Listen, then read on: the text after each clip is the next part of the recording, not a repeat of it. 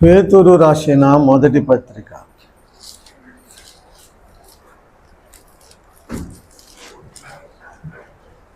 పేతురు రాసిన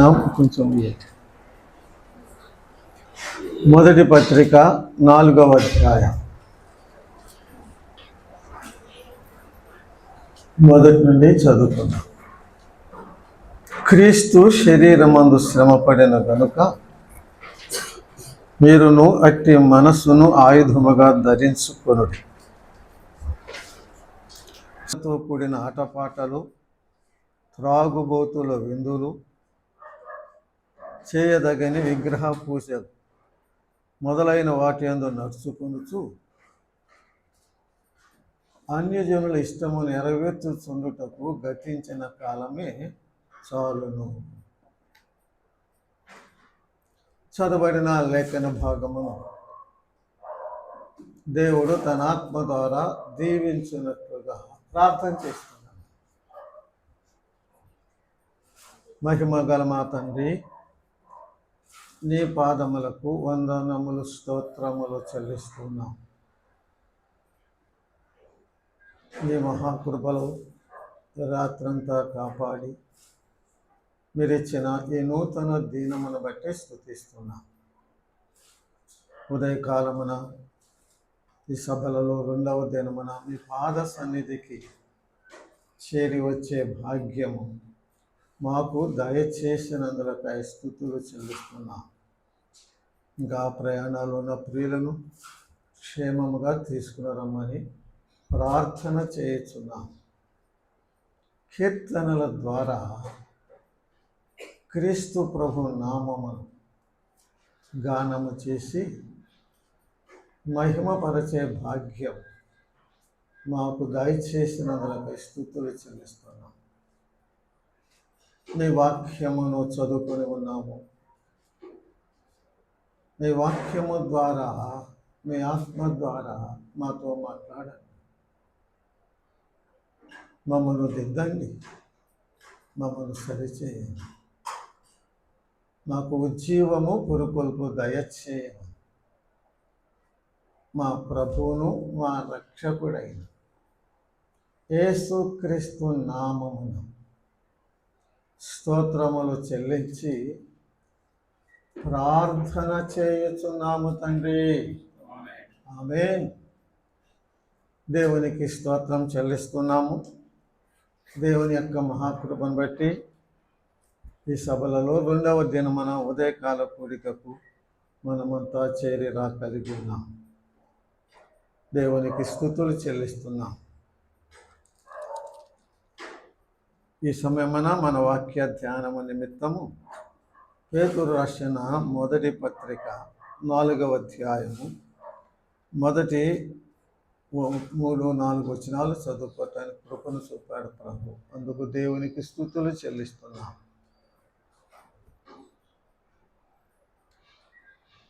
పేతురు, యోహాను, పౌలు ఆ గొప్ప భక్తులు, ఆ గొప్ప అపోస్తలులు. పేతురుని ఏమంటారంటే అనుభవ జ్ఞాని అంటారు. ఏమంటారు? అనుభవ జ్ఞాని. పౌలును వేదాంత జ్ఞాని అంటారు. వేదాంత జ్ఞాని అంటారు. యోహానును పరమార్థ జ్ఞాని అంటారు. అనుభవ జ్ఞాని, వేదాంత జ్ఞాని, పరమార్థ జ్ఞాని. పేతురు జీవితం 2 భాగాలుగా మనం చూస్తున్నాం. పెంతెకోస్తు ముందు ఉన్న పేతురు, పెంతెకోస్తు తరువాత ఉన్న పేతురు. అలాగన పేతురు జీవితం ధ్యానం చేస్తే మనకెంతో ప్రయోజనం. పెంతెకోస్తు ముందు ఉన్న పేతురు, పెంతెకోస్తు తరువాత ఉన్న పేతురు. పేతురునకు ఒక పేరు పెట్టారు కదా, దుడుకు పేతురు అని. పేతురు దుడుకు పేతురు అంటారు. ఆ దుడుకుల పేతురులోనే మనకు ఎన్నో పాఠాలు దేవుడు మనకు దాచిపెట్టాడు. అందులో ఎన్నో సత్యాలు దేవుడు ప్రభు మనకు బయలుపరిచాడు. ప్రభువు పేతురుని గురించి చెప్పిన ఆఖరి మాట ఏంటంటే, నీవు నన్ను వెంబడించు. ఏమన్నాడు చూడండి, యోహాను రాసిన అది యోహాను సువార్త యోహాను సువార్తలో ఆఖరి అధ్యాయంలో యోహాను సువార్త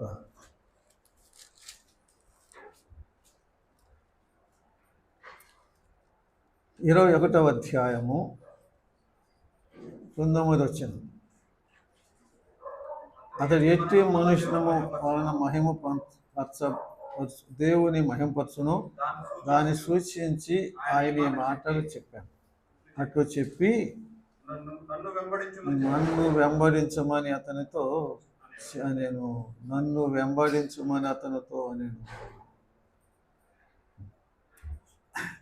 పేతురుకు ప్రభు చెప్పిన మాట, నీవు నన్ను వెంబడించు. ఇతని సంగతి ఎందుకు, ఇతని సంగతి నీకెందుకు, నీవు నన్ను వెంబడించు.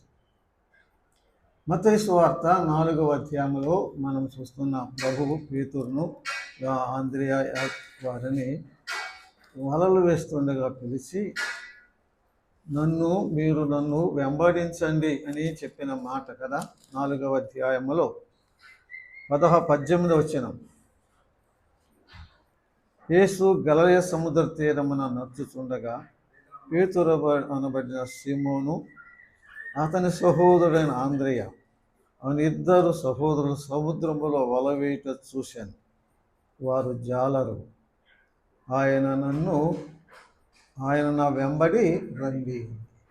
అలోమి, ఆయన నా వెంబడి రండి అంటున్నాడు. ఆఖరిగా ప్రభు కూడా ఏమన్నాడు, నీవు నన్ను వెంబడించు. పేతురు జీవితంలో ప్రభు అడిగిన ఒక గొప్ప ప్రశ్న, అది మనందరికీ తగిన ప్రశ్న. మన హృదయంలో నిరంతరము అది వేసుకోవాలి. యోహాను 21:15లో ప్రభు అడిగిన ప్రశ్న. వారు భోజనం చేసిన తరువాత యేసు సీమోను పేతురును చూసి, యోహాను కుమారుడైన సీమోను, వీరికంటే నీవు నన్ను ఎక్కువగా ప్రేమించుచున్నావా?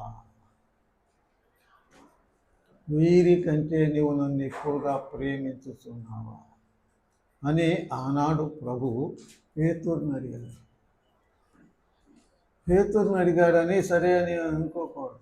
ఆ ప్రశ్న ఈనాడు నిన్ను మనలో ఒక్కొక్కరిని వ్యక్తిగతంగా అడుగుతున్నాడు. ఏమని? వీరందరికంటే నీవు నన్ను ఎక్కువగా ప్రేమిస్తున్నావా? అక్కడ పేరు పెట్టి చెప్పాడు కదా, యోహాను కుమారుడు అయిన సీమోను అని. ఈనాడు కూడా పేరు పెట్టి అడుగుతున్నాడు నిన్ను నన్ను.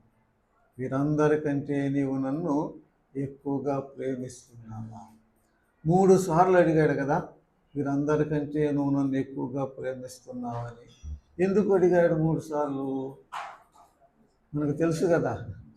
ఎందుకు 3 సార్లు ఆయనను నేను ఎరగనన్నాడు కదా.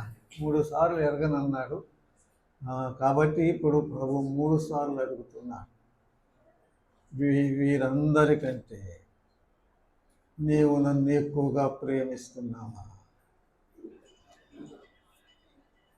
ఆ ప్రశ్న ఒక్కొక్కరమి మన జీవితం అంతా ప్రశ్న వేసుకోవాలి. ప్రతిరోజు ప్రభువు నన్ను అడిగినట్లుగా ప్రశ్న వేసుకోవాలి.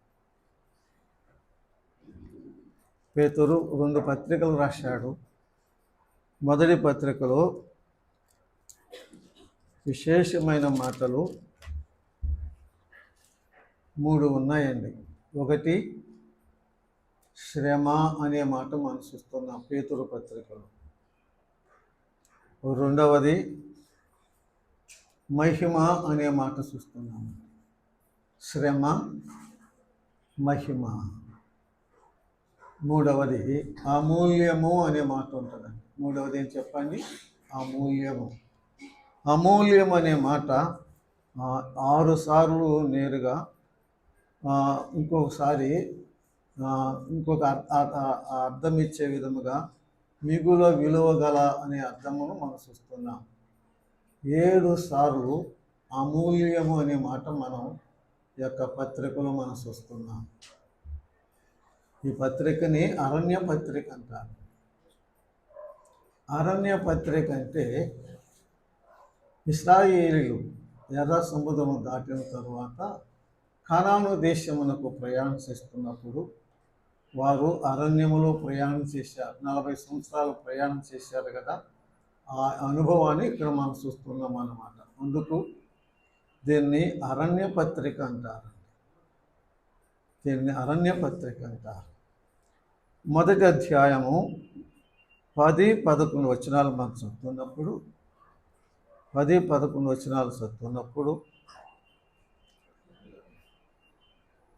మీకు కలుగు ఆ కృపను గురించి ప్రవచించిన ప్రవక్తలు ఈ రక్షణ గురించి పరిశీలించుతూ తమ యందున్న క్రీస్తు ఆత్మ క్రీస్తు విషయమైన శ్రమలను గురించి వాటి తరువాత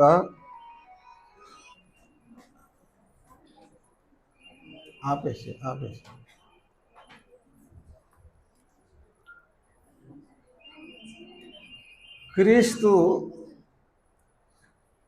క్రీస్తు ఆత్మ క్రీస్తు విషయమైన శ్రమలను గూర్చి వాటి తరువాత కలగబోవు మహిమను గూర్చి అనే మాట చూస్తున్నాము.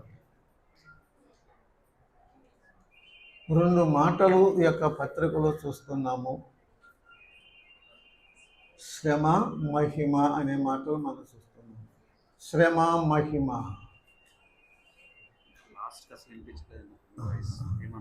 ఓకే, వినిపించబోతే చెప్పేస్తాను, ఏం తప్పలేదు, నాకు వినిపించదు. ఒకసారి నా లోటం మైక్ లోటం కూడా కాదు, నా లోపమే. పేతురు పత్రికలో శ్రమ, మహిమ అనే 2 మాటలు మనం చూస్తున్నాము. శ్రమ, మహిమ, ఈ రెండిటిలో మనకి ఇష్టమైనది ఏది, మనం కోరుకునేది ఏది? మహిమ కోరుకుంటాం. మనకు కష్టమైనది ఏది? మనం కోరుకునేది శ్రమ. మనం కోరుకోం. కానీ శ్రమ లేనిదే మహిమ లేదు. విశ్వాసి, శ్రమ లేనిదే మహిమ లేదు. శ్రమలు లేని జీవితాన్ని కోరుకోవద్దు. శ్రమలు లేని జీవితాన్ని కోరుకోవద్దు. యేసు క్రీస్తు ప్రభువారే వెళుతూ చెప్పిన మాట, లోకములో మీకు శ్రమ కలుగును, లోకములో మీకు సుఖము కలుగుదని యేసు ప్రభువారు చెప్పలేదా?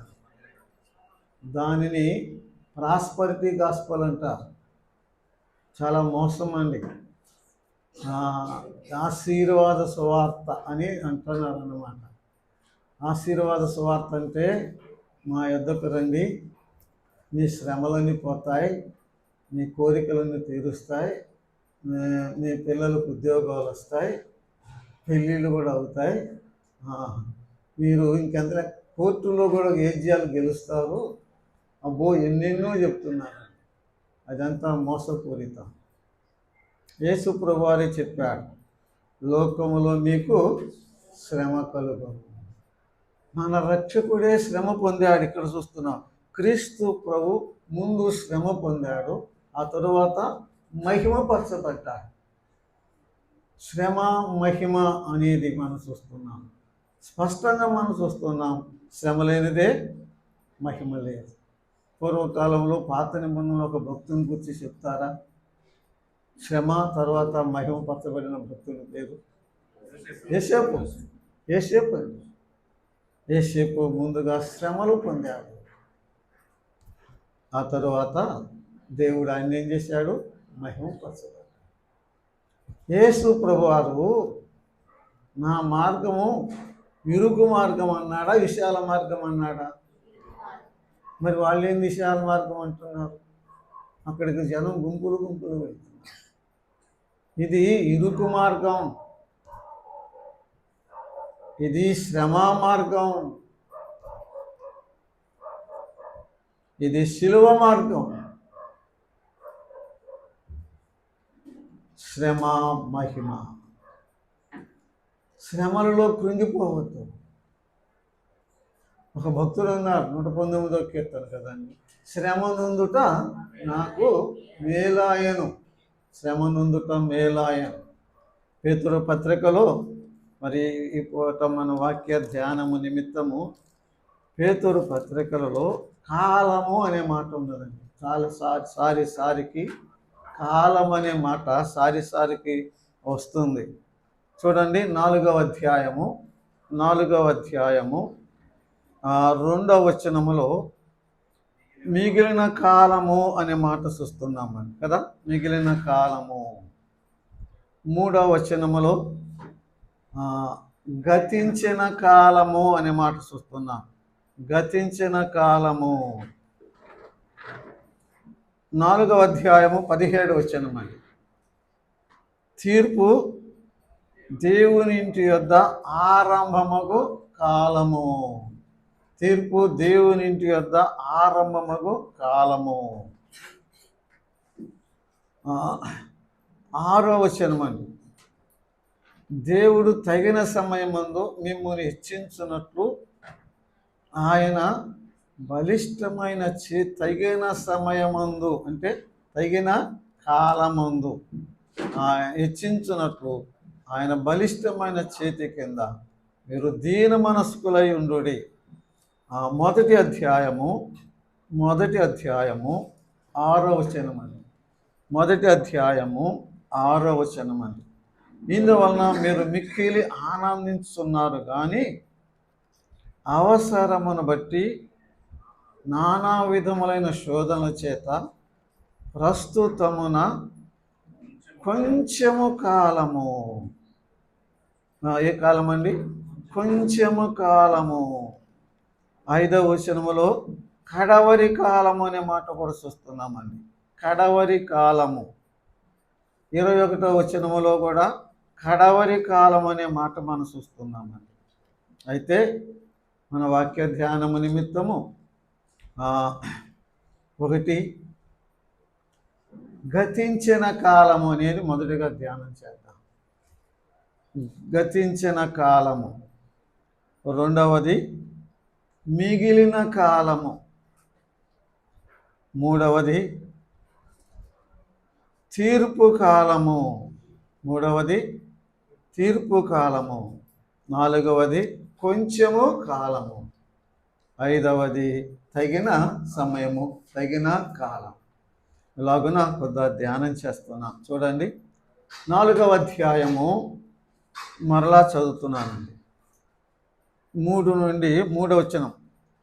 మనము పోకిరి చేష్టలు, దురాశలు, మద్యపానము, అల్లరితో కూడిన ఆటపాటలు, త్రాగుబోతులు విందులు, చేయదగని విగ్రహ పూజలు మొదలైన వాటి యందు నడుచుకునుచు అన్యజనుల ఇష్టము నెరవేర్చుచుండుటకు గతించిన కాలమే చాలును. గతించిన కాలం అంటే జరిగిన కాలమే. అంటే మన జీవితంలో గతించిన కాలం అంటే ఏంటి?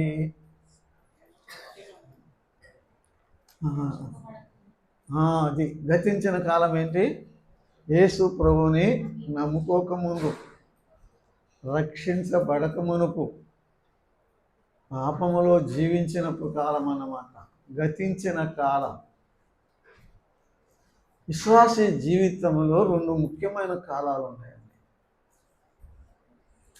క్రీస్తు ప్రభువును నమ్ముకోకముందున్న కాలం, రెండవది క్రీస్తు ప్రభువును నమ్ముకున్న తర్వాత ఉన్న కాలం. పేతురు భక్తుడు అంటున్నాడు, గతించిన కాలమే చాలు. గతించిన కాలం అంటే యేసు ప్రభువును నమ్ముకోకముందు మన జీవితం, నా జీవితం ఎటువంటిదో నీ జీవితం, ఎవరి జీవితం వారికి తెలుసు. నేను ఎలా జీవించామో, ఎలా నడిచామో నా బ్రతుకు నాకు తెలుసు, నీ బ్రతుకు నీకు తెలుసు. కానీ గతించిన కాలంలో మనం చేసిన పాపాలన్నీ క్రీస్తు ప్రభు పాదాల మీద పడి, యేసు ప్రభువా నేను పాపిని, నన్ను క్షమించమని ఆ ప్రభు పాదాల మీద పడి ఒప్పుకున్నప్పుడు మన పాపాలు ఏం చేశాడు? ఆయన ఏం చేశాడు? క్షమించేశాడు. ఆయన ఏం చేశాడు? క్షమించాడు. గత కాలములో చేసిన పాపాలు దేవుడు క్షమించాడు. మత్తయి సువార్త 9వ అధ్యాయంలో మొదటి 2-3 వచనాలు చదువుతున్నప్పుడు ఒక వ్యక్తిని నలుగురు మంచం మీద మోసుకుని వచ్చాడు కదా.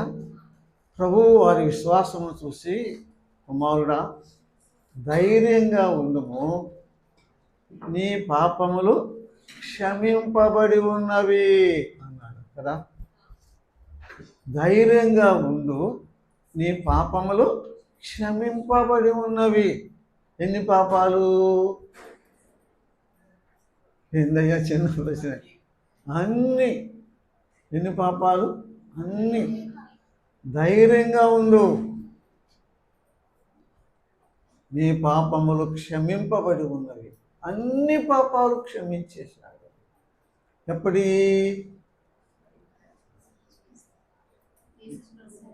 గతంలో చేసిన పాపాలు హాని పట్టుకోవాలి. యేసు ప్రభువును నమ్ముకోక ముందు చేసిన పాపాలు ఎన్నైనా సరే రండి మన వివాదం తీర్చుకుందాం. ఈ పాపంలో రక్తం వలె ఎర్రనివైన, పెంపు వలె ఎర్రనివైన, హిమ వలె తెల్లగా చేస్తా. చిన్నవా పెద్దవా, భయంకరమైనవా, ఘోరమైనవా, ఇంకా ఘోరమైన అన్నీ క్షమించేశారు. ఏంటంటే అన్నీ క్షమించేశారు. 103వ కీర్తన 12వ వచనం కూడా చదువుకుందామని. 103వ కీర్తన 12వ వచనం. 103:12. అమ్మ సహోదరులు సత్తారు. పడమటికి తూర్పుకు ఎంత దూరమో ఆయన మన అతిక్రమములను మనకు అంత దూరపరిచి ఉన్నాడు. క్షమించడమే కాదు, పడమటికి తూర్పు ఎంత దూరం? ఎవరు చెప్తారండి? పోయే కొన్ని వస్తానుంటుంది. ఇక అంత దూరం చేసేసాడు. ఒకటి క్షమించాడు. అంతకంటే ముందు ఇంకొక వచనం కూడా చదువుకున్నాం. హెబ్రీయులకు రాసిన పత్రిక 8వ అధ్యాయము వచనము 12 అండి. హెబ్రీ 8:12. హెబ్రీ 8:12. నేను వారి దోషముల విషయమై దయగలిగి వారి పాపములను ఇకను ఎన్నడూను జ్ఞాపకము చేసుకొననని ప్రభువు చెప్తున్నాడు. క్రమంగా పెట్టుకుంటే ఇంకా చాలా బాగుంటుంది కదా. క్షమించాడు. రెండవది ఏమన్నా చెప్పండి? ఇక ఎన్నడూ జ్ఞాపకం చేసుకోనన్నాడు. ఎవరు? ప్రభు. కానీ మనమే జ్ఞాపకం చేసుకుంటాం. ఇప్పుడు ఇద్దరు సహోదరుల మధ్య సమస్య వచ్చిందనుకో, అమ్మా సరే సమాధానం పడ్డారు. కానీ మళ్ళీ ఎప్పుడైనా సమయం వస్తే ఏం చేస్తారు? అప్పుడు మళ్ళీ అన్నీ దిప్పేస్తారు కదా. నో ఇంగ్లీష్లో ఒక మాట, forgive and forget. Unless you forget, there is no meaning to forgive.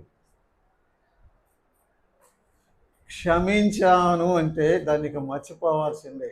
మళ్ళీ జ్ఞాపకం చేసి నువ్వు అట్లా చేసావు అంటే అది నిజమైన క్షమాపణ కానే కాదు. మన పాపాలన్నీ క్షమించాడు. రెండవది, మన పాపాలు ఇక అన్నటికీ జ్ఞాపకం చేసుకొని ఉన్నారు. అంతేకాదు, ఇప్పుడు మనం చదువుకున్నాం కదా, తూర్పుకు పడమటికి ఎంత దూరమో అంత దూరము ఆయన చేసినట్లుగా చూస్తున్నాం. యెషయా గ్రంథం 43వ అధ్యాయము 25వ వచనం అండి. యెషయా గ్రంథము 43:25. నేనే నా చిత్తానుసారముగా తుడిసివేసి ఉన్నాను. నేనే నా చిత్తానుసారముగా నీ అతిక్రమములను ఏం చేశాడు? తుడిసివేశానన్నారు. తుడిసివేయటం అంటే కనపడను కూడా చేయటం. స్కూల్ పిల్లలు ఉంటారు కదా, బోర్డు ఉంటుంది కదా, మాస్టర్ గారు రావటం ఆలస్యం అయితే తొంటరి పిల్లోడు ఏం చేశాడు, ఏదో రాశాడు బోర్డు మీద. మాస్టర్ గారు వచ్చారు, ఎవడో రాశాడంటే ఎవరు చెప్తాడు, మెదలుకొని ఉన్నారు. డస్టర్ తీసుకుని ఏం చేశాడు, తుడిచేసాడు. ఎందుకు అనిపిస్తాయి ఇన్ని? ఏమి లేదు, అన్నీ తుడిచివేశాడు. క్షమించాడు, జ్ఞాపకం చేసుకొని అన్నాడు, పడమటుకు తూర్పు ఎంత దూరం అంత దూరం చేశానన్నాడు. అసలు ఏం చేశానన్నాడండి, తుడిచివేశానన్నాడు. వాటిని తుడిచివేశాను. మీకా గ్రంథం 7వ అధ్యాయము 19వ వచనం అండి. మీకా గ్రంథం 7వ అధ్యాయము 19వ వచనం.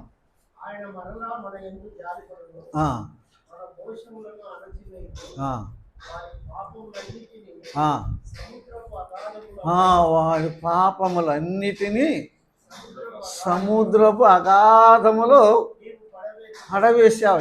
అంతే, సమాధి చేసేసాడు అనమాట.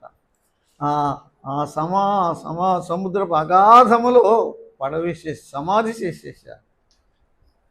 దేవుని కృప.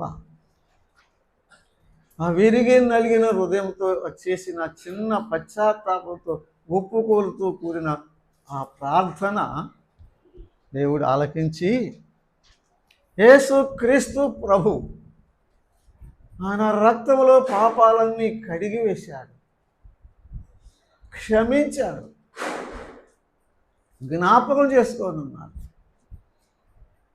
దూరం చేశాడు, తుడిసివేశాడు, అగాధములో సమాధి చేశాడు. ఎంత కృప, ఎంత దయ!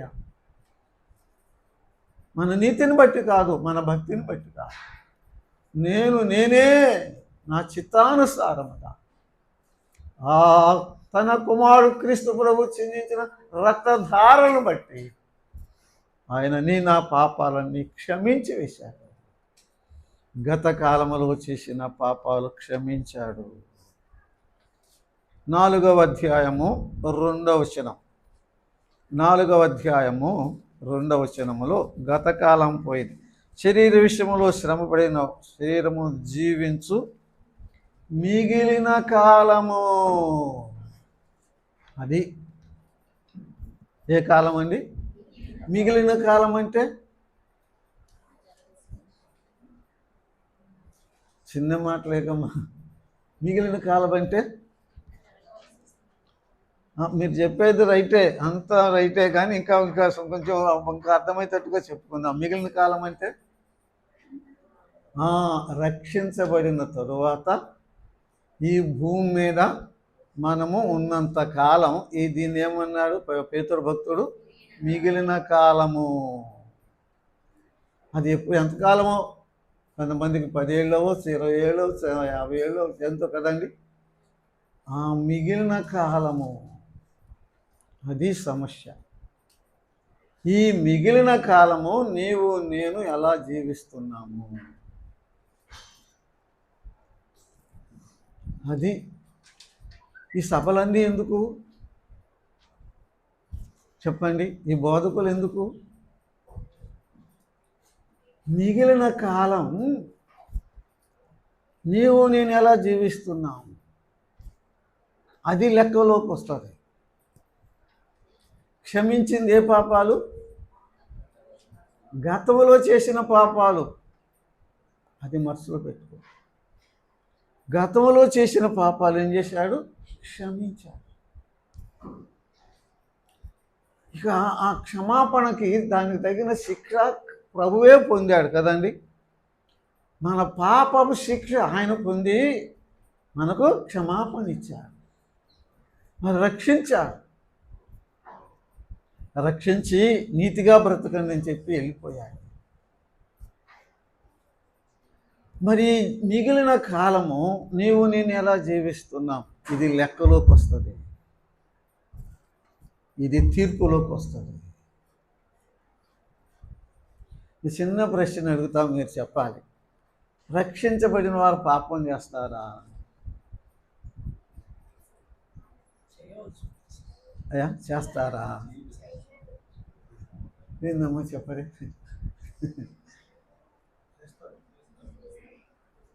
చేయొచ్చు కాదు, చేస్తారు.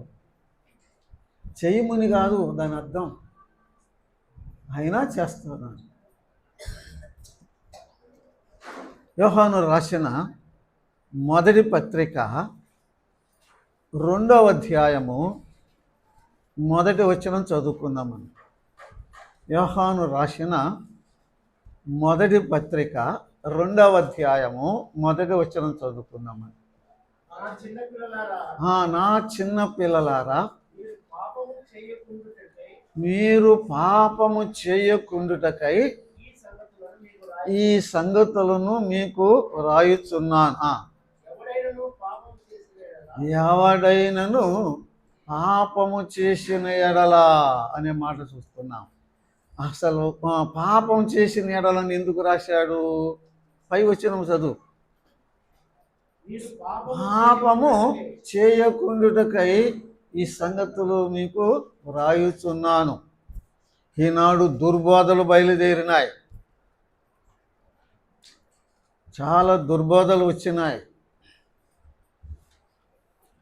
పాపం చేసినవాడు పాపం రక్షించబడ్డవాడు పాపం చేసినా ఏం జరగదు అని మనకు నిత్య రక్షణ నిత్య విమోచన అనే మాటలు తీసుకుని నిత్య రక్షణ నిత్య విమోచన ఖాయమే, బైబిల్లోనే ఉన్నది నిత్య విమోచన. చూడండి, హెబ్రీయులకు రాసిన పత్రిక, హెబ్రీయులకు రాసిన పత్రిక, యేసు ప్రభువారు మనకిచ్చిన రక్షణ ఎటువంటిదండి? నిత్య రక్షణ అనే మాట హెబ్రీ పత్రికలో మనం చూస్తున్నాం. నిత్య రక్షణ నిత్య విమోచన. 5వ అధ్యాయము వచనము 10 అండి. 5:10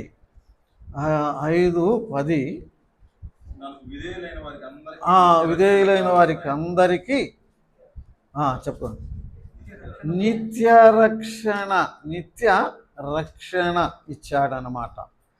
7వ అధ్యాయం 25వ వచనం కూడా చదువుకుందామని. 7:25 అండి. ఈయన తన ద్వారా దేవుని వచ్చు వారి పక్షమున విజ్ఞాపన చేయుటకు నిరంతరము జీవించుచున్నాడు గనుక, తర్వాత మాట ఏంటండి? వారిని సంపూర్ణ రక్షణ కదండి. ఏ రక్షణ? సంపూర్ణముగా రక్షించుటకు శక్తిమంతుడై ఉన్నాడు. నిత్య రక్షణ, సంపూర్ణ రక్షణ అనే మాట చూస్తున్నామండి. 9వ అధ్యాయము 11వ వచనం. 9:11 అయితే విషయమై ప్రధాన యాజకుడికి వచ్చి ఏ విమోచన అండి? నిత్యమైన విమోచన. నిత్య రక్షణ అంటే ఎంతకాలం ఉంటుంది? ఆ మాటలోనే ఉంది కదా, అది నిత్యం ఉంటుంది, కొన్నాళ్ళుండి కొన్నాళ్ళు పోయేది కాదు. అసలు రక్షణ అనేది మన మీద ఆధారపడి లేదు, మన స్వక్రియల మీద, మన నీతి మీద, మన భక్తి మీద, మన ప్రార్థన మీద, కేవలం ఆయన దయ మీద ఆధారపడి ఉంది. ఇట్ ఈస్ మన ఫీలింగ్స్ మీద ఆధారపడి లేదు, ఆయన కృప మీద ఆధారపడి ఉంది.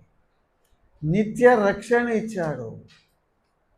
చాలామంది బోధకులు ఉన్నారు, చాలా సహవాసాలు, రక్షణ పోయిద్దని చెప్పేవాళ్ళు కూడా చాలామంది ఉన్నారు. ఇవన్నీ మనకు ఉద్దిప్పుడు. క్షమించాడు, రక్షించాడు. అదే రక్షణ చెప్పండి, నిత్య రక్షణ. నిత్య రక్షణ ఇచ్చిన వారికే పౌలు పత్రికలన్నీ ఎవరికి రాశారు? పౌలు రాసిన, పేతురు రాసిన, యోహాను పత్రికలు ఎవరికి రాశారు? నమ్ముకున్న వాళ్ళకా? రక్షించబడిన వారికా? రక్షించబడిన వారికా? రక్షించబడిన వారికే. ఇప్పుడు మనం మొదటి యోహాను పత్రిక 2వ అధ్యాయం 1వ వచనం చదువుకున్నాం కదా, ఏమని? నా చిన్న పిల్లలారా, మీరు పాపము చేయకుండుటకై ఈ సంగతులు నేను మీకు వ్రాయుచున్నా. మీలో ఎవడైనా ఒకవేళ చెప్పండి పాపము చేసిన ఎడల. ఎందుకు మరి చెప్పకూడదు? చాలామంది ఏమంటున్నారంటే, దేవుని వాక్యం దావీదు ఇంతదూరు పాపం చేయలేదంటున్నారు కదయ్యా. దావీదు పాపం చేశాడని ఎందుకు రాయించాడు? ఇప్పుడు చదువు యోహాను పత్రిక రెండవ అధ్యాయం మొదటి విషయం అండి. దావీదు పాపం చేశాడు, దేవుడు ఎందుకు రాయించాడు? చేసిందే కదా, ఎందుకు రాయించాడు? ఎందుకు? పూర్వకాలంలో భక్తుల యొక్క బలహీనతలో దేవుడు ఎందుకు రాయించాడు? వాళ్ళు అంత రోజులు ఇట్లా ఉండారులే, మీరు కూడా ఉండుకున్నా కాదు. మీరు పాపము చేయకుండా ఈ సంగతులు రాయించాడు. మీరు పాపం చేయకుండా రాయించాడు ఆ సంగతులు. బుద్ధి కలగటానికని కొరింథీ పత్రికలో కదండి, బోధ కలగటానికని రోమపత్రికలో రాయించాడు. అంటే అంతటి వాళ్ళే ఇట్లా అయిపోయారు. అమ్మో నేను ఎంత అని దినదినము విశ్వాసమును కాపాడుకోమని రాశాడు, భద్రం చేసుకోమని రాశాడు, భయముతో నించుకోమని రాశాడండి. పౌలు భక్తుడు చూడండి, అసలు ఆయన మాటలు చూడండి. కొరింథీయులకు రాసిన మొదటి పత్రిక 9వ అధ్యాయం, 9వ అధ్యాయం, మొదటి పత్రిక 9వ అధ్యాయము ఆఖరి చూడండి. గాలిని కొట్టినట్టు నేను 27 వచ్చినమండి 9వ అధ్యాయం. నేను పోట్లాడటం లేదు, కానీ ఒకవేళ ఇతరులకు ప్రకటించిన తరువాత నేనే భ్రష్టుడనవుదునేమో అని నా శరీరమును నలగగొట్టుకుని స్వాధీనం చేసుకున్నా. ఇంత సేవ చేసి, ఇంత సువార్త ప్రకటించి, ఇన్ని ఆత్మలు రక్షించి, ఇన్ని సంఘాలను ఏర్పరిచిన తరువాత, ఇంత బోధ చేసిన తరువాత నేనే ఆ మాట చెప్పాను. నేనే ఆ స్పృహతో ఉండాలి దినదినం మనం. అమ్మో నేను భ్రష్టుడవుతానేమో అని దినదినము మనము ఆ భయముతో ఉన్నాం. ద ఫియర్స్ ఆఫ్ పాల్ అని గొప్ప అంశం అండి. పౌలుకున్న భయాలు. మా మొదటి భయం ఏంటి? నేను చెప్పా కదా, నేనే భ్రష్టుడవుతానేమో, నా శరీరమును నలగొట్టుకుంటున్నా. దేవుని వాక్యమైన శుద్ధి చేత రోజు నలగొట్టుకుంటున్నా. నా చిన్న పిల్లలారా, మీరు పాపం చేయకున్నట్టుగా నేను ఈ సంగతులు వరకు రాసిన పేతురు రాసిన మొదటి పత్రిక మనం చదువుకున్న వచనమే చదువుతాను.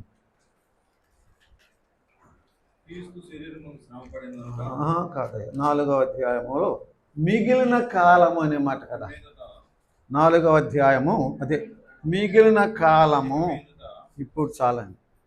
మిగిలిన కాలము మనిషి ఆశను అనుసరించి నడుచుకొనక దేవుని ఇష్టానుసారంగానే నడుచుకొనుచు పాపం జోలికి ఇక నేమియు పోక పోకిరి చేష్టలు, దురాశలు మొదలైన వాటి నడుచుకొనుటకు, అన్యజనుల ఇష్టము నెరవేర్చుచుండుటకు ఏ చాలంట? అయిపోయింది గతించిన కాలం. మరి మిగిలిన కాలము నేను ఎలా జీవిస్తున్నాము? ఈ మిగిలిన కాలం అంటే రక్షించబడిన తరువాత నేను చేసే పాపాలకి దేవుడు శిక్షిస్తాడు. రక్షణ ఏది? నిత్యమా తాత్కాలికమా? చెప్పరేయ్యా. రక్షణ నిత్యం. రక్షించబడిన వాడు ఏం చేయగాడు? పాపం చేయటానికి అవకాశం ఉంది, బైబిల్లో చెప్తున్నాడు. దేవుడు ఈ పాపాలు క్షమించడు. అర్థమైందా?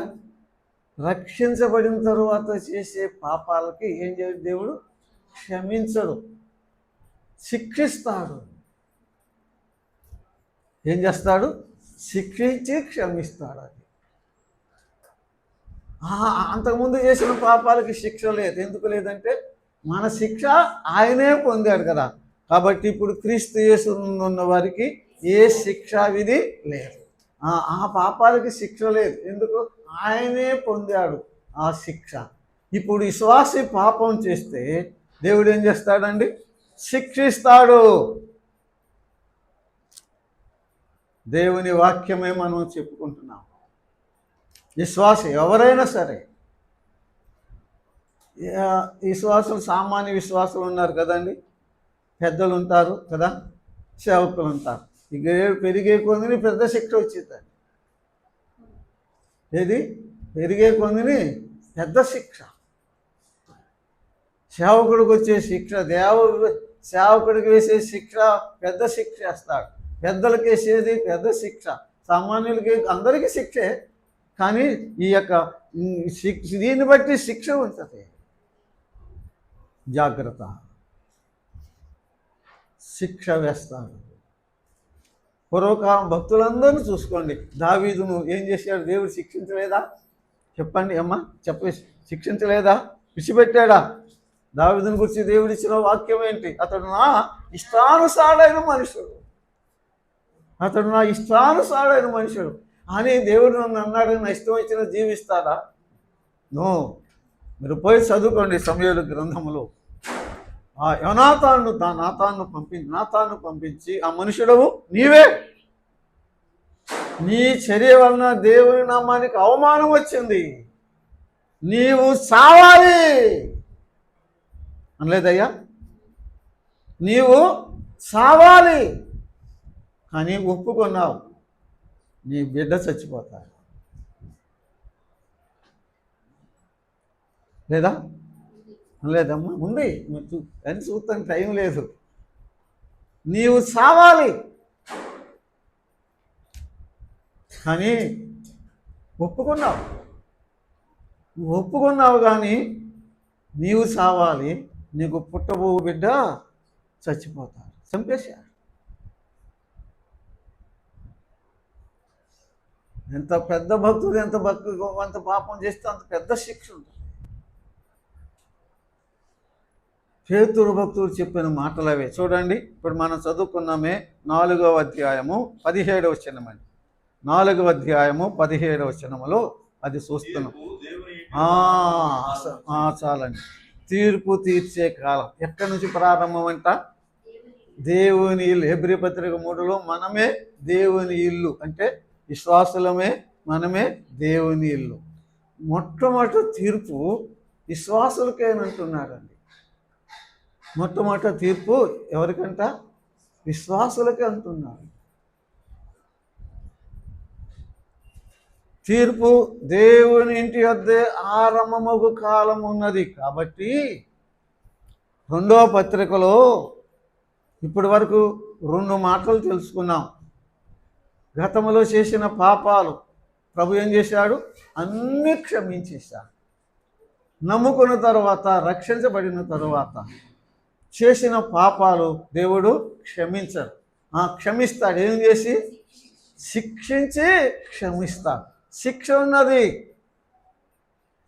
1 యోహాను పత్రికలో 1వ అధ్యాయం 8-9 వచనాలు చదువుతున్నప్పుడు, మన పాపములను ఒప్పుకొని ఎడల ఆయన నమ్మదగిన వాడు, నీతిమంతుడు కనుక ఆయన ఎవరి పాపాలు అవి? పత్రిక రాసింది ఎవరికి? విశ్వాసులకే కదా. నమ్ముకుంటే, ఒప్పుకుంటే క్షమాపణ ఉంది. క్షమాపణ ఉంది కానీ ఏముంది? శిక్ష ఉన్నది. క్షమాపణ ఉంది, శిక్ష ఉన్నది. నువ్వు దేవుని తీర్పు తప్పించుకుంటావా? రోమాపత్రిక 2వ అధ్యాయంలో ఉన్నది. నీవు దేవుని తీర్పు తప్పించుకుంటావా? రహస్య జీవితాలు ఎంతో మందిలో ఉన్నాయి. ఇప్పుడు రహస్య జీవితాలు చూస్తున్నాం. నీవు దేవుని తీర్పు తప్పించుకుంటావా? జాగ్రత్త. తీర్పు కాలము దేవుని ఇంటి వద్దే ప్రారంభం. మొదటి తీర్పు తీర్చేది పాపులకు కాదు. ఎవరికి? పరిశుద్ధులకే, ప్రభు బిడ్డలకే తీర్పు ఉన్నది. తీర్పు కాలం అనే మాట అక్కడ మనం చూస్తున్నాం. Don't play with the grace of God. దేవుని కృపతో ఆటాడుకోవద్దు. దేవుని కృపతో చెలగాటం ఆడుకోవద్దు. ఎవరికి దాయగలవు? మనుషులకు దాస్తావేమో, దేవునికి దాయగలవా? నో. శిక్ష ఉన్నది, జాగ్రత్త. పేతురు భక్తులు హెచ్చరిక చేస్తున్నారు. తీర్పు తీర్చే కాలం ఉందని చెప్పి రెండవ పత్రికలో 2 జంతువులు తీసుకొచ్చాడు కదండి. ఒకటి కుక్క తన వాంతికి తిరిగినట్లు, కడుగుబడిన పంది మరలా వరదకు పోయినట్లు రెండు జంతువులు తీసుకొచ్చారు. కుక్క ఏం చేసిద్ది అంటే మీకు ఇప్పుడు తెలియదుగా, పల్లెటూరు వాళ్ళకి మా చిన్నప్పుడు తెలుసు అన్నమాట. సరే నీళ్ళు ఉండేవి కాదు మనకి, పూరి పాకాలు ఉండేవి, దళ్ళు కూడా ఉండేవి కాదు. ఒకసారి అన్నం వండుకుని ఏదైనా పని మీద బయటకు పోతే ఏదైనా యాద మనిషి ఉంటే కుక్క వచ్చి ఏం చేసిద్ది, గబగబ తింటుంది. గబగబ తిని పరిగెత్తిద్ది అనమాట. పరిగెత్తి ఒక చోటకు పోయి కక్కిద్దండి. కక్కి ఏం చేసిద్ది, మళ్ళీ తింటుంది. అది అంటున్నాడు. కక్కేసా ఒకరోజు ఆయన పాదాల దగ్గర, మళ్ళీ గతకటం ఎందుకు? ఆ కక్కింది గతికేది ఏది? కుక్క. ఆ కుక్కను చూపిస్తూ హెచ్చరిక చేస్తున్నాడు. కక్కేసా ఒకరోజు యేసయ్య పాదాల దగ్గర, యేసయ్యా నేను పాపిని, మళ్ళీ గతగతం ఎందుకు? కుక్కవా అన్నట్టుగా చెప్తున్నాడు. పందిని పన్నీరులో కడిగినా చివరికి అది ఎక్కడికి పోయింది? మళ్ళా బురదలోకి పోయింది. పందిలాగా ఉంటావా? వద్దు. అలా ఉంటే తీర్పు తీరుస్తాడని మూడవ తీర్పు కాలంలో మనం చూస్తున్నాం. 1వ అధ్యాయము 6వ వచనం అండి. ఇందువలన మీరు ఆనందించున్నారు కానీ అవసరమును బట్టి నానా విధములైన శోధనల చేత ప్రస్తుతమున కొంచెము కాలము మీకు దుఃఖము కలుగుచున్నది. నశించిపోవు సువర్ణము శుద్ధపరచబడుచున్నది కదా, అమూల్యమైన విశ్వాసం ఈ శోధనకు చేత పరీక్షణకు నిలిచినదై యేసు క్రీస్తు ప్రత్యక్షమైనప్పుడు మీకు మెప్పును మహిమయు ఘనతయు కలుగుటకు కారణమవును. ప్రియులారా, కొంచెము కాలము అవసరమును బట్టి, కొంచెము కాలము దుఃఖము అన్నాడులే, మనం చెప్పుకుందాం. కొంచెము కాలము శ్రమ ఉన్నదన్నమాట కదండి. కొంచెం కాలం ఏమున్నాయి అందరికండి, ప్రతి విశ్వాసికి శ్రమలు ఉన్నాయి. ఎర్ర సముద్రం దాటిన తరువాత దేవుడు ఇశ్రాయేలు జనాంగమును ఎక్కడికి తీసుకొచ్చారండి? మారా దగ్గరికి తీసుకొచ్చారు. ఎక్కడికి? మారా అంటే ఏంటి? చేదు. దేవుడు తన ప్రజలని ఒకానొక సమయమున ఈ శ్వాస యాత్రలో, ఈ కానాను యాత్రలో మారాలో ఉండగా తీసుకువెళ్ళాడు. దేనిలో గుండగా? మారాలో గుండగా తీసుకువెళ్ళాడు. భక్తులందరూ మారాలో గుండగా వెళ్ళిన వారే. మారా అంటే చేదు, చేదు అంటే శ్రమ అన్నమాట. భక్తులందరూ చెప్పండి, అందరూ శ్రమలో మారా గుండగానే, శ్రమల్లో గుండగానే తీసుకువెళ్ళారు. ఇక్కడ ఇంక చిన్న ప్రశ్న అడుగుతా, మారాలో ఎంతకాలం ఉంచాడు? కలకాలం ఉంచాడా? చెప్పరే, అదే చెప్పండి. ఎంతకాలం ఉంచాడు? కొంచెం కాలం ఉంచాడు. అక్కడ కలకాలం ఉంచితే చచ్చిపోతారని నా ప్రజలు తట్టుకోలేదు. కొంచెం కాలం ఉంచాడు. మారా తరువాత ఏలీముకు తీసుకొచ్చాడు కదండి. అక్కడ 12 నీటి బుగ్గలు, 70 ఈత చెట్లు ఉన్నాయి. ఆ చెట్లు ఫలాలు తిన్నారా? ఆ నీళ్లు తాగారా? ఆ చెట్ల కింద విశ్రాంతి తీసుకున్నారు. మారా తరువాత ఏమేమున్నది? ఈ శ్రమ తరువాత సంతోషం ఉన్నది. ఈ శ్రమ తరువాత మహిమ ఉన్నది. ఈ శ్రమ తరువాత ఘనత ఉన్నది. ఈ శ్రమ తరువాత మెప్పు ఉన్నది. శ్రమలు తప్పించుకోవటానికి విశ్వాసులు ప్రయత్నం చేస్తున్నారు. ఇక్కడే మనం విశ్వాసం ఇక్కడ మనం తడబడుతున్నాం అన్నమాట. ఏం తప్పించుకోవటానికి? చెప్పండి, ఏం తప్పించుకోవటానికి? శ్రమలు, క్రీస్తు ప్రభు విషయమైన శ్రమలు పేతురు శ్రమలు 2 రకాలు చెప్పాడండి. క్రీస్తు ప్రభు కొరకే శ్రమలు, మనం తప్పులు చేసి పొందే శ్రమలు. మనం తప్పులు చేసే శ్రమలు లెక్క కాదు, అవి కాదు. క్రీస్తు ప్రభు కొరకు నీతిగా నిజాయితీగా బ్రతికితే ఏమొస్తాయి? శ్రమలు వస్తాయి. ఆ శ్రమలు తప్పించుకోవటానికి మనం ప్రయత్నం చేస్తున్నాం విశ్వాసం. అంటే నేను చెప్పాను మాట మనసుకో. క్రీస్తు కొరకు నీతిగా భక్తిగా యథార్థంగా జీవిస్తే ఏమొస్తాయి? శ్రమలు ఉంటాయి, తప్పక శ్రమలు ఉంటాయి. విశ్వాసులు శ్రమలు తప్పించుకోవటానికి ప్రయత్నం చేస్తున్నారు. అంటే ఏంటి? ఎలా తప్పించుకుంటారు? క్రీస్తు మా వచనము ఉన్నది. మాది పల్లెటూరు వాళ్ళు, మీరంతా బస్తీ వాళ్ళు కదా, మీరు ఇట్టంటే అట్ట కనిపెట్టేసేయాలి. క్రీస్తు యేసునందు సద్భక్తితో బ్రతుకును ఉద్దేశించేవారు శ్రమ పొందుదురు కదండి. క్రీస్తు యేసునందు సద్భక్తితో, ఆ మాట పట్టుకోవాలి. భక్తి, సద్భక్తి. సద్భక్తితో బ్రతికే వారికే శ్రమలు ఉంటాయి, సద్భక్తితో లేకపోతే శ్రమలు ఉండవు. ఆ శ్రమలు తప్పించుకోవటానికి ఈనాడు విశ్వాసులు ప్రయత్నం చేస్తున్నారు. అంటే అర్థం ఏంటి? అరే మీకు అర్థం కాలేదు. సద్భక్తి బ్రతకలేకపోతుంది. సద్భక్తి బ్రతికితే ఏమొస్తాయి? శ్రమలు వస్తాయి. బ్రతకలేకపోతున్నాం, జారిపోతున్నాం. కాదు కాదు, సద్భక్తితో బ్రతకండి. క్రీస్తు ప్రభు కొరకు నీతిగా జీవించండి. ఏలియా అన్నట్టుగా, నేను ఒక్కడనే రోషము గలవాడను, యెహోవా కొరకు నేను ఒక్కడనే రోషము గలవాడని ఉన్నాను. పౌలు కొరింథీయులకు పౌరుషము గలవారై ఉండండి అన్నాడు. విశ్వాస జీవితం ఎలా జీవించాలి? ఈ లోకంలో రోషం కలిగిన జీవితం జీవించాలి. రోషం అంటే పక్క సహోదరుడి మీద కాదు రోషం. భక్తి విషయంలో రోషం, ప్రార్థన విషయంలో రోషం, పాపం విషయంలో రోషం. నేను ఒక్కడనే రోషం కలిగి ఉన్నాను. అసలు మన దేవుడే నేను రోషం గల దేవుడు అన్నాడు. ఆ 10 ఆజ్ఞలను రాశాడన్నమాట. మన దేవుడు రోషం గలవాడు, ఆయన భక్తులు రోషం గలవారు. మనం కూడా చెప్పండి, రోషం కలిగి జీవించాలి.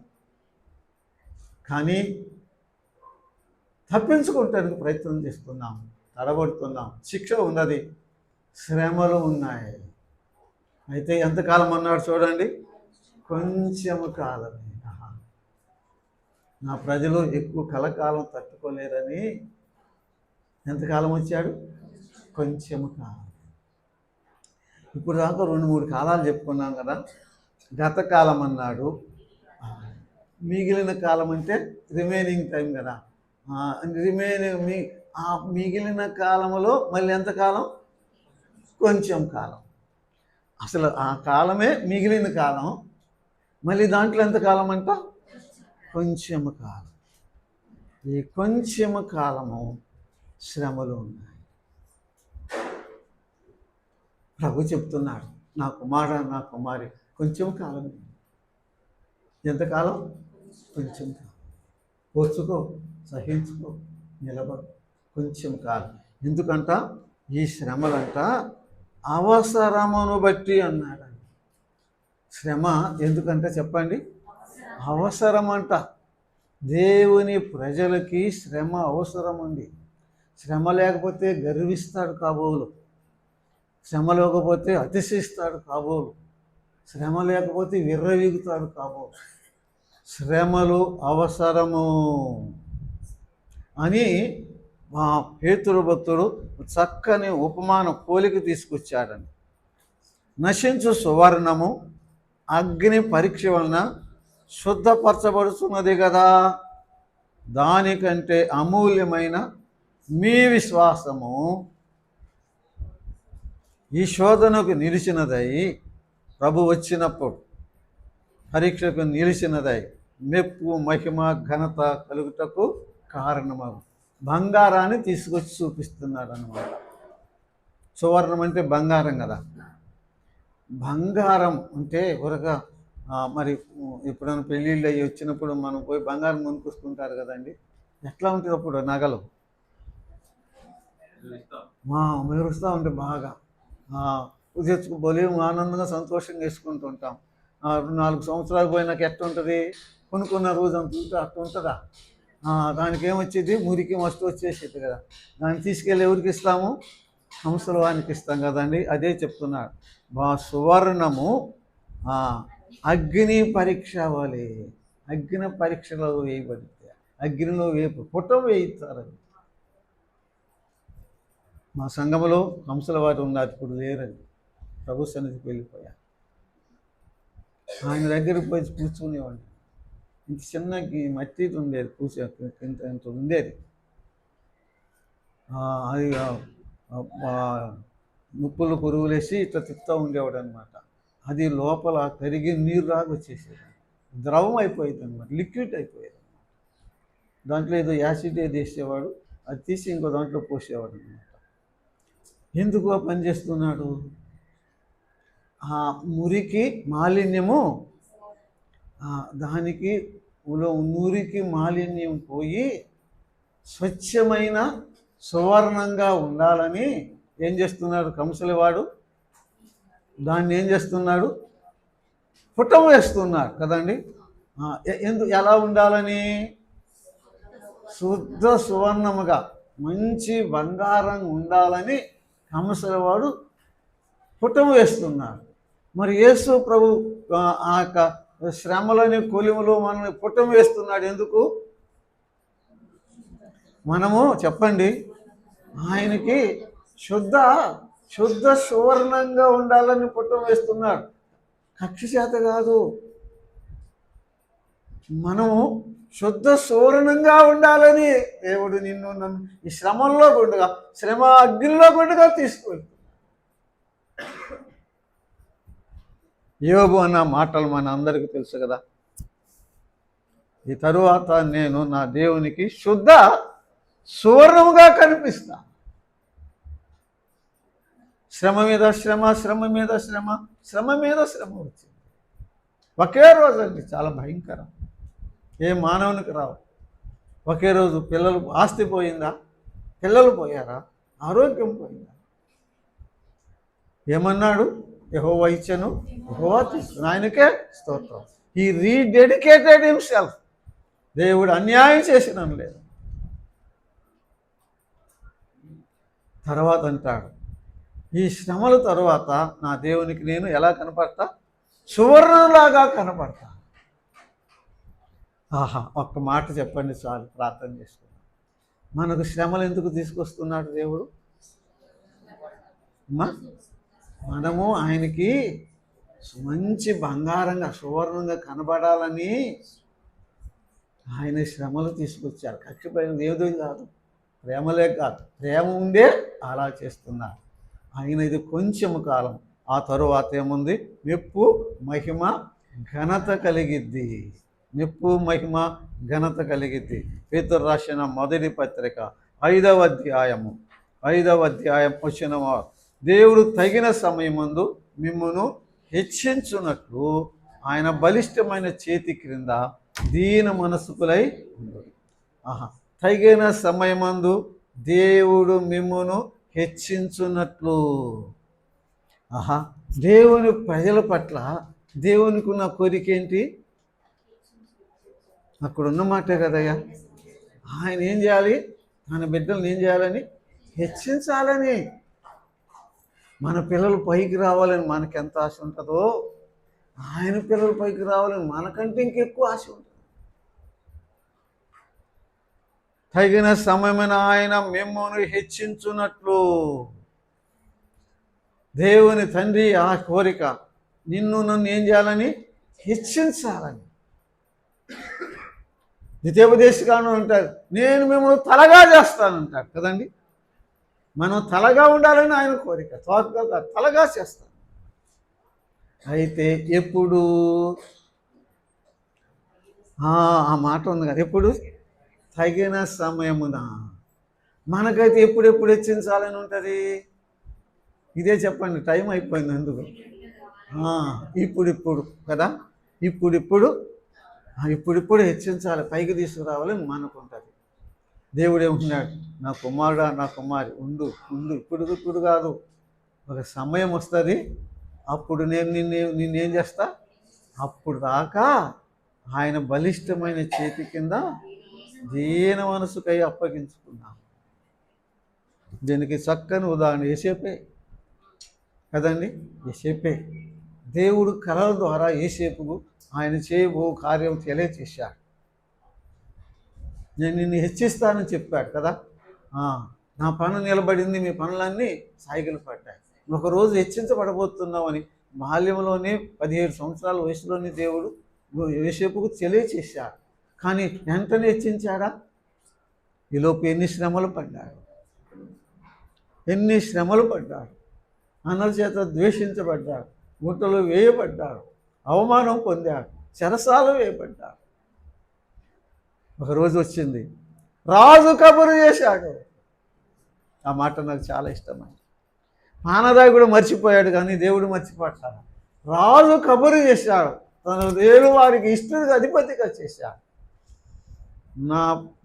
నా ప్రజలకు ఏలిక నీవే, నా ఇంటికి అధికారి నీవే, ఊరేగు, రథం ఇచ్చి అందరూ ఊరేగండి, సాగిలపడండి. అప్పటి వరకు యోసేపు ఏం చేశాడు? దేవుని బలిష్టమైన చేతి కింద ఏం చేశాడు? దీన మనసు కలిగి ఆయనకు లోబడ్డాడు. అప్పటి వరకు దీన మనసు కలిగి అన్నిటి విషయంలో ప్రభువుకు అప్పగించుకున్నాం. ఇంకా ప్రభువుకు స్తుతులు చెల్లిస్తూ ఉన్నాం. ఒకరోజు ఏం చేస్తాడు? తప్పక హెచ్చిస్తాడు. ఏ కాలమున? తగిన కాలమున. ప్రార్థన చేస్తున్నాం. మహిమగల మా తండ్రి, నీ పాదములకు వందనాలు.